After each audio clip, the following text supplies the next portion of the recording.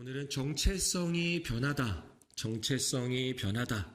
예수님을 만나면 변화가 반드시 일어납니다. 그래서 오늘은 그 변화에 대해서, 정체성의 변화에 대해서 함께 나누고자 합니다. 정체성이 뭘까요? 정체성. 네. 오늘도 정체성에 대한 정의를 한번 말씀 먼저 드리겠습니다. 정체성은요, 변하지 아니하는 존재의 본질을 깨닫는 성질 또는 그 성질을 가진 독립적 존재라는 사전적 의미가 있습니다. 영어로는 identity라고 합니다. 쉽게 말하자면 나는 누구인가라는 거예요. 나는 누구인가? 여러분은 스스로를 누구라고 생각하십니까? 나는 누구인가? 조경원 작가가 자신의 이야기를 쓴 내가 사라졌다라는 이 에세이를 작년에 발간을 했는데요. 조경원 작가는 명문대를 졸업하고 5급 사무관으로 일을 하고 있었습니다. 그리고 남편은 치과 의사입니다. 예, 정말 남부러울 것 없는 시작이죠. 치과 의사와 명문대 나온 5급 사무관. 그런데 결혼한 지 불과 5개월밖에 안 되었을 때 건강했던 남편이 원인을 알 수 없는 희귀 뇌질환으로 갑자기 쓰러집니다. 남편은 생사를 오가는 고비를 넘겼지만 정신을 차렸을 땐 자신이 누구인지 그리고 아내가 누구인지를 기억하지 못하는 상태가 되었습니다. 어제의 일을 오늘 기억하지 못하고 방금 먹은 밥도 기억하지 못하는 남편을 보면서 조경원 작가는 우리가 함께한 시간과 사랑조차 사라진 것일까? 우리가 함께한 시간과 사랑한 것조차 사라진 것일까? 하는 깊은 절망을 경험하게 됩니다.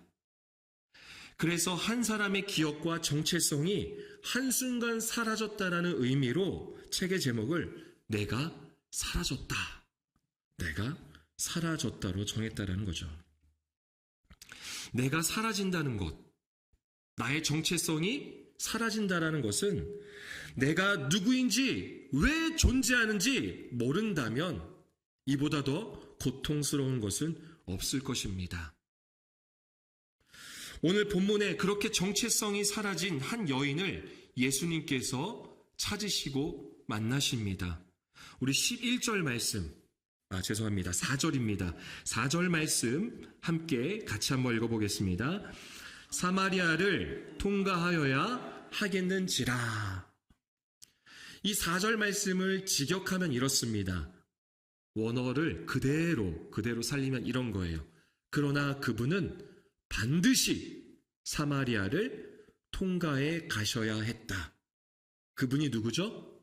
예수님입니다. 예수님. 그러니까 유대인들은 사마리아인들과 어땠죠? 원수지간이었어요. 예, 원수지간이었습니다. 서로 만나면 서로 죽일 듯 했어요. 그래서 유대인들은 아무리 사마리아를 통과해서 가는 게 빠르고 쉽다 해도 저 길이 빠른 길이야, 저기로 가면 훨씬 쉬운 길이야 라고 해도요, 원수지간이다 보니까 어떻게 했어요? 사마리아를 돌아서 갔어요. 그 땅을 밟지 않는 거예요. 그런데 예수님은 반드시 사마리아를 통과해 가셔야만 했습니다. 왜 그랬을까요? 그 길이 쉬워서? 빨라서? 아닙니다. 사마리아에 정체성이 사라진 한 여인이 있었기 때문입니다. 그녀를 만나기 위해 예수님은 반드시 사마리아를 통과해야만 했습니다. 이 여인은 다른 사람들의 시선을 피해 사람들의 왕래가 없는, 길거리에 사람들이 전혀 없는 가장 햇살이 뜨거운 정오에 우물을 기르러 나왔습니다. 예수님은 그녀에게 물을 좀 달라라고 말씀하세요. 여인은 놀랐습니다. 왜 놀랐을까요? 여인은 사마리아 사람이고 예수님은 유대 사람, 유대인이었기 때문입니다. 아마 속으로 그랬을 거예요. 아니 감히 유대인이 지금 사마리아인에게, 그것도 지금 여기가 사마리아 땅인데, 좀 비속어지만 여기 우리 나와 말인데 감히 어디 유대인이 그것도 여자인 나에게 물을 달라고 얘기해?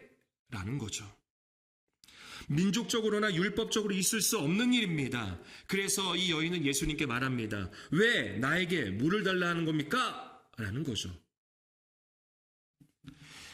예수님은 이어서 이렇게 말씀하십니다. 우리 13절과 14절 말씀 같이 읽겠습니다. 예수께서 대답하여 이르시되 이 물을 마시는 자마다 다시 목마르려니와 내가 주는 물을 마시는 자는 영원히 목마르지 아니하리니 내가 주는 물은 그 속에서 영생하도록 솟아나는 아멘. 아니 여자는 한 번 더 놀랄 수밖에 없습니다. 여러분 이것을 그냥 텍스트 문자적으로만 보지 마시고 한번 그 상황을 상상해 보시길 바랍니다. 지금 예수님 먼저 뭘 달라고 했어요? 물 달라고 했어요. 물을 달라고 한 건 뭐예요? 그 듣는 입장에서 이 사람 목마르구나, 물들 그릇이나 이런 거 아무것도 없구나 라는 거죠. 아니 물도 없어서 나에게 물을 달라고 하는 사람이 지금 뭐라고 하는 거예요? 자신이 주는 물을 마시면 영원히 목마르지 않겠다라고 합니다. 물도 없는 사람이 무슨 영원히 목마르지 않는 그런 물을 이야기하는 것일까? 우리는 영원히 목마르지 않는 물, 영생하도록 솟아나는 샘물이 이미 무엇인지 알고 있습니다. 우리는 이미 이 내용을 다 알고 있기 때문에 알고 있어요. 그 물은 바로 성령입니다. 성령. 우리 지난 주일 그리고 송구영신 예배 때, 니고데모와 예수님에 대해서 함께 나눴죠. 거기서도 보면은 물, 영, 성령 이런 표현 나오잖아요. 결국은 이 물에 대해서는 성령을 상징하는 거예요. 그러니까 성령을 주시겠다라는 겁니다. 그런데 이 여인은 성령에 대해서 아직 몰라요. 예수님이 누군지도 몰라요. 그러니까 쉽게 말해서 어이가 없는 겁니다. 그런데 들어보니까 그 물이 좋을 것 같긴 해요. 왜냐? 사람들이 없는 그 시간대를 피해서 이 뜨거운 정오에 나와서 우물을 기를 일이 없는 거거든요. 진짜 이러한 물이 있다면요. 그래서 여인은 진짜 그런 물이 있지 않을까 하는 작은 기대감에 요청을 한 것 같습니다. 성경에서는 그녀가 주여라고 말하는데 이 주여는 우리가 흔히 기도할 때 주여 나의 주인이신 예수님이라는 고백이 아니라 우리식으로 말하자면 선생님이라는 표현인 거예요. 그 당시에 문화적인 그러한 표현입니다. 그러니까 여인은 이렇게 말하는 거죠. 선생님, 그 생수 너무 좋네요. 그 생수 있다면 저에게 주세요. 그래서 제가 여기로 물을 기르러 나오지 않게 해주세요. 라고 말했습니다. 그리고 예수님과 사마리아 여인의 대화가 이제 어떻게 진행되는지 이제 하이라이트 부분을 함께 보도록 하겠습니다. 16절과 18절의 말씀, 16절에서부터 18절까지의 말씀, 우리 세 절을 함께 읽겠습니다. 이르시되 가서 내 남편을 불러오라. 여자가 대답하여 이르되 나는 남편이 없나이다. 예수께서 이르시되 내가 남편이 없다 하는 말이 옳도다. 너에게 남편 5이 있었고 지금 있는 자도 내 남편이 아니니 내 말이 참되도다. 여러분 이게 세 구절밖에 안 되는 짧은 세 구절밖에 안 되지만 이것을 그 당시로 우리가 한번 깊이 생각해 볼 필요가 있습니다.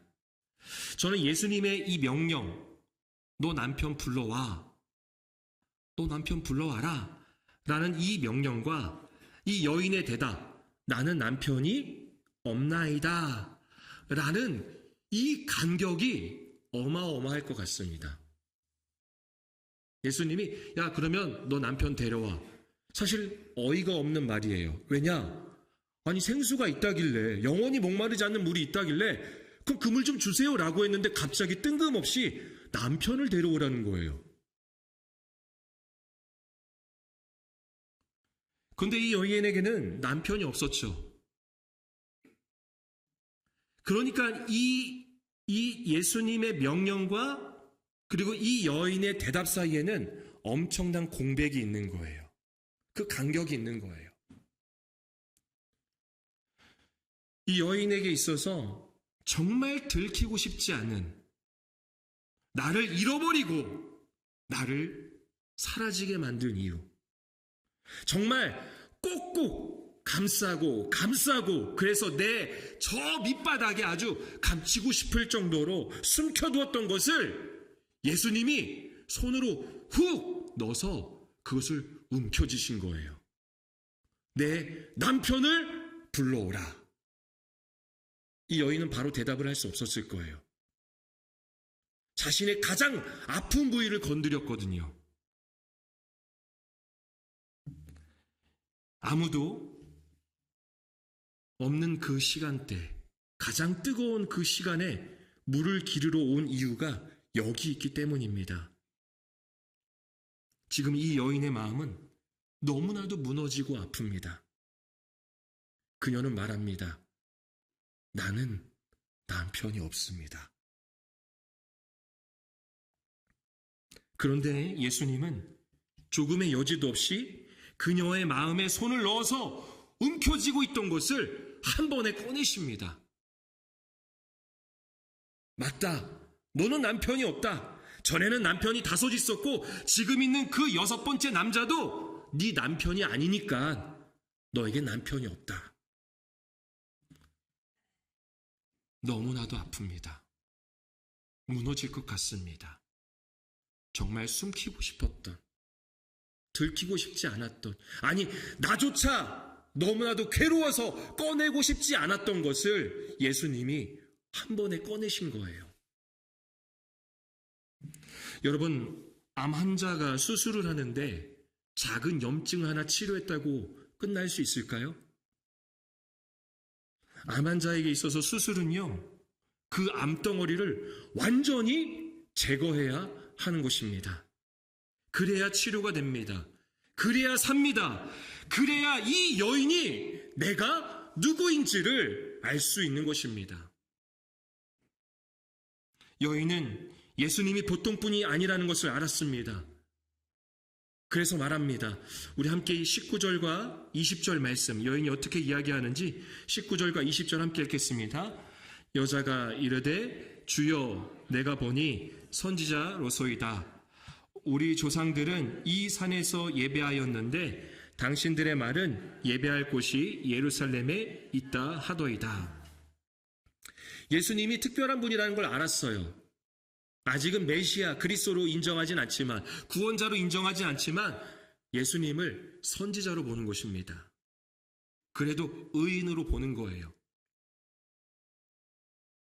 이러한 분을 만났을 때 대부분의 사람들의 반응은 무엇일까요? 우리는 예수님과 베드로의 만남을 생각하면 알 수 있습니다. 예수님과 베드로가 만났을 때 베드로가 어떻게 하죠? 주여, 나를 내 배에 물고기가 많이 잡히게 해서 부자가 되게 해주소서, 이렇게 했나요? 아, 드디어 오셨군요. 아, 저에게 고민이 있었으면 제 기도 제목이 있었습니다.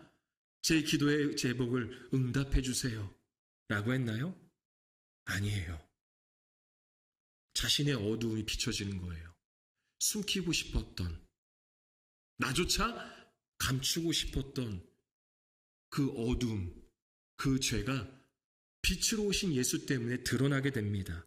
그래서 베드로는 주여 나를 떠나소서, 나는 죄인이로소이다. 나는 죄인입니다. 나를 떠나십시오. 라는 겁니다. 이 여인도 마찬가지입니다.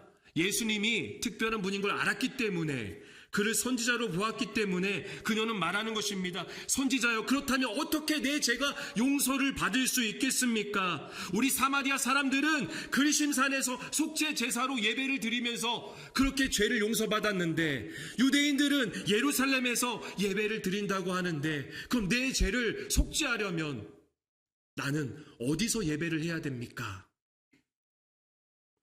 여인은 자신의 죄가 선지자 앞에서 드러나자마자 그 죄를 용서받을 수 있는 확실한 방법과 장소를 묻고 있습니다. 아마 마음으로는 그렇게 생각할 수도 있어요. 저분은 유대인 출신이니까 예루살렘이라고 이야기하겠지. 그래도 물어보는 겁니다. 그러자 예수님께서 이렇게 말씀하시는 겁니다. 우리 마지막으로 23절과 24절, 23절, 24절 함께 읽겠습니다. 아버지께 참되게 예배하는 자들은 영과 진리로 예배할 때가 오나니 곧 이때라. 아버지께서는 자기에게 이렇게 예배하는 자들을 찾으시느니라. 하나님은 영이시니 예배하는 자가 영과 진리로 예배할지니라. 아멘. 여인은 장소와 방법을 물었습니다. 나는 죄인입니다. 그렇다면 내 죄를 속죄받기 위해서 나는 어디서 예배를 해야 됩니까? 장소와 방법을 물었는데 예수님은 예배할 때 그 시간적인 부분을 말씀하십니다. 우리에게 익숙한 말이 이렇게 익숙한 그런 표현이 나왔죠. 영과 진리로 예배한다. 24절 마지막에도 영과 진리로 예배할지니라. 이전 성경에는 뭐라고 했었죠? 기억나시나요? 네, 아마 그게 더 익숙하시죠? 보통 기도할 때도 그렇게 표현들 하시잖아요. 신령과 진정으로는 뭘까요? 사실은 지금 있는 번역이 훨씬 더 정확합니다. 영과 진리로가 아주 정확한 번역입니다. 왜냐하면 신령과 진정으로 드리는 예배하니까 마치 예배를 드릴 때의 분위기나 예배자의 태도를 말하는 것처럼 들립니다. 장소는 중요하지 않고 경건하고 신령한 분위기 속에서 내 마음으로 예배할 때 그러한 중요한 때가 온다라는 것이죠. 신령과 진정으로가 주는 의미는 그렇습니다. 그런데 이것이 이제는 개역개정에서 번역이 좀 더 바뀌었죠. 정확하게 바뀌었습니다. 영과 진리로. 영과 진리는요, 예배자의 태도나 또한 예배의 분위기를 말하는 것이 아닙니다. 영이 뭐예요? 그렇죠. 성령이에요, 성령. 성령님은 우리에게 어떤 분이시죠? 보혜사라고도 하잖아요. 우리 곁에서 도우시는 분이십니다. 주님이 원하시는 길을 살아갈 수 있도록, 선택할 수 있도록, 결단할 수 있도록 우리 안에서 도우시는 보혜사 성령님. 그 성령님과 진리 되시는 예수님의 말씀으로 예배하는 때가 있다는 거예요. 이것이 중요한 것입니다. 성령의 인도와 감동이 없이 예배하는 것은 그래서 헛된 종교 생활에 불과합니다. 이 두 가지 조건이 없다면 예배가 아닌 거예요. 아무리 열심히 종교 생활을 할지라도, 말씀을 보고 말씀을 전하고 멋들어진 찬양을 부른다 할지라도, 열심으로 기도를 한다 할지라도 영이신 성령님과 진리 되신 예수님의 말씀이 없다면 그것은 진짜 예배가 아닌 것입니다. 예수님은 그래서 사마리아에 반드시 오셔야 했던 것입니다. 그녀의 정체성, 성령과 진리 되신 주님의 말씀으로 예배하는 자가 되게 하기 위해서, 그녀가 진짜 예배자로 회복되게 하기 위해서, 변화되게 하기 위해서 오셨던 것입니다. 오늘날 교회들은 화려한 음악을 추구합니다. 말씀을 전해도요, 굉장히 따뜻하고 또는 정말 듣기에 좋은 말씀이 많이 선포되기도 합니다. 교회는 정말 세상 부러울지 않을 것 같은 그런 커뮤니티 시설이 됐습니다. 물론 필요할 수도 있습니다. 그런데 중요한 것은 아무리 그렇게 웅장하고 멋있고 또 열정적으로 한다 할지라도 성령으로 예배를 하지 않는다면, 진리 대신 하나님의 말씀이 없다면 그것은 예배가 아닙니다.